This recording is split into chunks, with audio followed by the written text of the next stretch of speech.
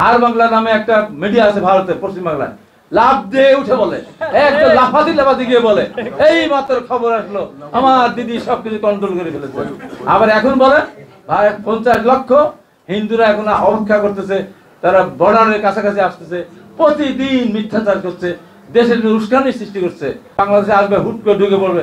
আমি বলতে চাই এই বাংলাদেশে বিগত স্বৈরাচারী প্রধানমন্ত্রী বাংলাদেশের মাটিতে আসতে পারবেন না, অসম্ভব ব্যাপার, অসম্ভব ব্যাপার।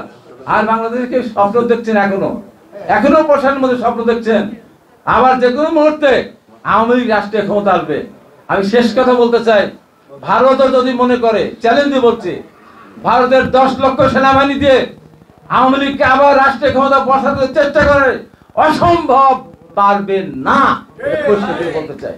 তাই আমি ভারতকে বলবো, আপনাদের সাথে আমাদের বন্ধুত্ব, আপনারা বলেন আমরা বন্ধুত্বের দাবিদার আপনারা, কিন্তু আমরা তো বন্ধুত্বের কোনো লক্ষণ দেখছি না। এই সরকারকে আপনারা সমর্থনই করেন না।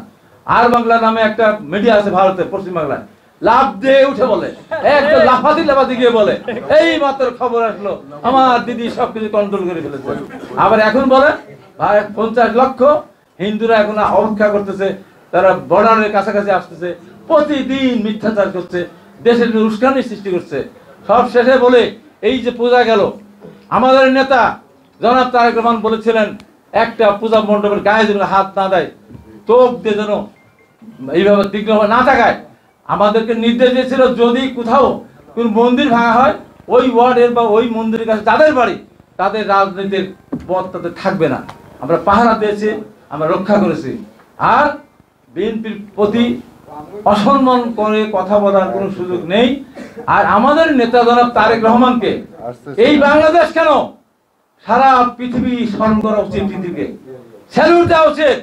আওয়ামী লীগ বলেছে, আওয়ামী লীগের সেক্রেটারি জেনারেল বলেছেন, তোফায়েল আহমেদের মধ্যে সিনিয়র নেতারা বলেছেন, যেদিন আওয়ামী লীগ পদত্যাগ করবে 5 লক্ষ মানুষ মারা যাবে, রাস্তায় রক্তের বন্যা বয়ে যাবে, লাশের স্তূপ পড়েছে, 5টা লাশ পড়েছে, 5টা লাশ কেন?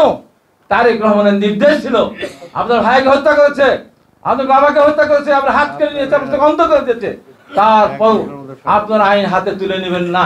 আমরা তারেক রহমানের সেই নির্দেশ আমরা মেনে চলেছে। আগামী দিনে মনে করি তারেক রহমানের সমস্ত মামলা প্রত্যাহার করা নেওয়া উচিত, আমাদের প্রত্যেক মামলা প্রত্যাহার করা উচিত।